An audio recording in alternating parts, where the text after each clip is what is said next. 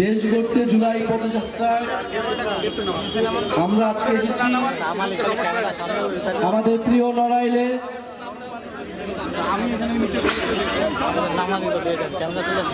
সেই চিত্রা নদীর পারে সেই এসএম সুলতানের নড়াইলে আমরা এসেছি। আপনারা যারা মুরব্বীরা এখানে আছেন, আলেম সমাজ আছেন, নারীরা আছেন, আমাদের পূর্ববর্তী বক্তাদের কথা আপনারা শুনলেন। জাতীয় নাগরিক পার্টি এনসিপি গণ অভ্যুত্থানের মাধ্যমে রাজপথ থেকে গড়ে ওঠা তরুণদের নেতৃত্বে একটি দল। আপনারা সবই দেখেছেন, সবই জানেন। 2024 সাল গত বছর যে জুলাই আগস্ট অভ্যুত্থানের মাধ্যমে এদেশের ছাত্র তরুণ জনতা রাজপথে নেমে এসেছিল নিজের জীবন দিয়ে। আপনাদের সন্তানেরা, আপনাদের ভাই, আপনাদের বোন, আপনাদেরই কারো বাবা রাস্তায় নেমে এসেছিল বাংলাদেশের মানুষের জন্য, দেশের স্বাধীনতা রক্ষা করার জন্য। এই নড়াইলেও 2 থেকে 3 জন শহীদ রয়েছেন। আমরা আজকের এই পথসভা থেকে নড়াইল সহ বাংলাদেশের গণ অভ্যুত্থানের সকল শহীদদেরকে শ্রদ্ধার সাথে স্মরণ করছি, শহীদ পরিবারদের প্রতি শ্রদ্ধা জানাচ্ছি, আহত যোদ্ধাদের প্রতি স্মরণ করছি। আমরা যে আজকে কথা বলতে পারছি স্বাধীনভাবে, মুক্তভাবে পারছি এই সকল শহীদদের আত্মত্যাগ, আহত যোদ্ধাদের আত্মত্যাগের ফলে। কিন্তু 1 বছর হয়ে গিয়েছে, আমরা সেই সকল শহীদদের, সেই সকল আহতদের যে আত্মত্যাগ, যে রক্তত্যাগ, তাকে যথাযথভাবে সম্মান দেখাতে পারিনি। এই গণ অভ্যুত্থানের পরে আমাদের স্বপ্ন ছিল যে যারা এই গণ অভ্যুত্থানে অংশগ্রহণ করেছে, দল মত নির্বিশেষে আমরা এই দেশটাকে নতুনভাবে গড়ে তুলব। এদেশের ছাত্র সমাজ কর্মসংস্থানের দাবিতে রাস্তায় নেমেছিল। তারা পড়াশোনা করে চাকরি পায় না, সেই চাকরির ন্যায্য দাবিতে তারা আন্দোলন গড়ে তুলেছিল। সেই আন্দোলনে পুলিশ, ছাত্রলীগ, সন্ত্রাসী বাহিনী সকলে নির্মমভাবে গুলি চালায়। আমাদের হাজারের উপরে ভাই শহীদ হন। আমরা সেই সকল শহীদদের রক্তের উপরে দাঁড়িয়ে আজকে কথা বলছি। আপনারা যারা আজকে এখানে এসেছেন, শুনছেন, আমাদের সার্জিস আলম বলেছেন যে একটা নতুন দল করা আমাদের লক্ষ্য ছিল না। আমাদের লক্ষ্য ছিল এই দেশটাকে পুনর্গঠন করা, এই দেশটাকে ভালো মতো তৈরি করা।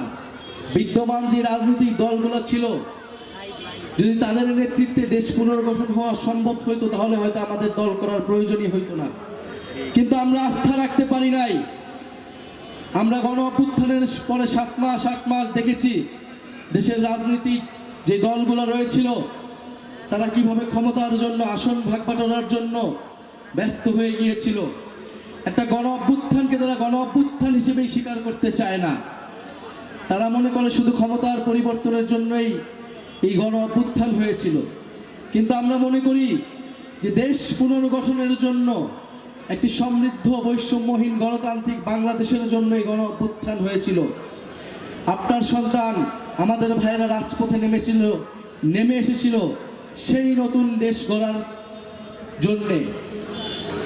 1 বছরে যখন আমরা পাইনি সেই আমাদের আকাঙ্ক্ষিত বাংলাদেশ, সেই আমাদের প্রত্যাশিত বাংলাদেশ, ফলে আমরা রাস্তায় নেমেছি। আবার আমরা আপনাদের কাছে যাচ্ছি, আপনাদের এলাকায় যাচ্ছি, আপনাদের দরজায় যাচ্ছি। আমরা বলছি, আমরা সেই তরুণরা যারা গণ অভ্যুত্থান করেছিলাম, আমরা সেই তরুণেরা যারা ফ্যাসিবাদের বিরুদ্ধে নিজের বুক চিতিয়ে লড়াই করেছিলাম, আমরা সেই তরুণেরা যারা আবারও এসেছি আপনার কাছে, আবারও এসেছি নতুন দেশ গড়ার আহ্বান নিয়ে। আমরা সেই তরুণেরা যারা কখনো আপোষ করিনি, যারা কখনো লোভ করিনি। আমরা সর্বদা দেশের মানুষের জন্য, আপনার অধিকারের জন্য আমরা কাজ করেছি, আমরা সামনেও কাজ করে যেতে চাই। আমরা চাই আপনারা আমাদের উপরে গণ অভ্যুত্থানের সময় যে আস্থা রেখেছিলেন, আপনারা আমাদের উপর আবার আস্থা রাখুন। গত 54 বছরের বাংলাদেশ আমরা দেখেছি, গত 16 বছরের ফ্যাসিস্ট সময়ের বাংলাদেশ আমরা দেখেছি। আপনারা সকল রাজনৈতিক দলকে আপনাদের দেখা হয়েছে। এই নতুন তরুণ নেতৃত্ব, বিকল্প নেতৃত্ব তৈরি হয়েছে, যারা আপনার কথা বলতে চায়, বাংলাদেশকে বিশ্বের বুকে শক্তিশালী রাষ্ট্র হিসেবে গড়ে তুলতে চায়। এখন আপনাদের সামনে সুযোগ এসেছে নতুন একটি শক্তির উত্থান ঘটাতে। আমরা চাই আমরা মিলে ঐক্যবদ্ধভাবে এই দেশটাকে গড়ে তুলব। গত 16 বছরের যেই ফ্যাসিজম, যেই স্বৈরাচার, আমরা চাই আগামীর বাংলাদেশে নতুন করে কোনো স্বৈরাচার যাতে না হতে পারে।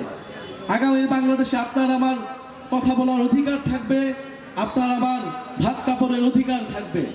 বাংলাদেশে কোনো দুর্নীতি থাকবে না, বাংলাদেশে কোনো বৈষম্য থাকবে না। মেধা ও যোগ্যতার ভিত্তিতে সবাই চাকরি পাবে, এইরকম একটা প্রত্যাশা নিয়ে আমরা জাতীয় নাগরিক পার্টি কাজ করে যাচ্ছি। আমরা নড়াইলে এসেছি। আমরা জানি নড়াইল অনেক ঐতিহ্যবাহী, অনেক দৃষ্টিনন্দন একটি এলাকা। নড়াইলের চিত্রা নদীর কথা আমরা শুনেছি। নড়াইলের কৃতি সন্তান এসএম সুলতানের চিত্রকর্মের কথা পুরো বাংলাদেশ নয়, পুরো পৃথিবীতেই বিখ্যাত। বীরশ্রেষ্ঠ নূর মোহাম্মদের এলাকা এই নড়াইল। এই নড়াইল শিল্প, সৌন্দর্য এবং বিদ্রোহ সবকিছুর মিশেলি আছে এই নড়াইলে।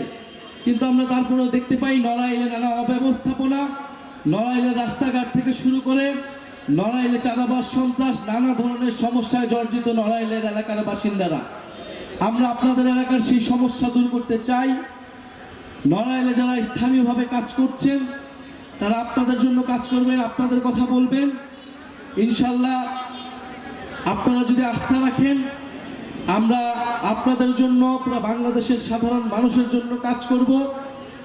আরেকটি কথা বলে শেষ করতে চাই, এই জুলাই গণ অভ্যুত্থানের পরে আমরা বলেছি যে গণহত্যার বিচার, দেশের মৌলিক সংস্কার এবং নতুন সংবিধান লাগবে।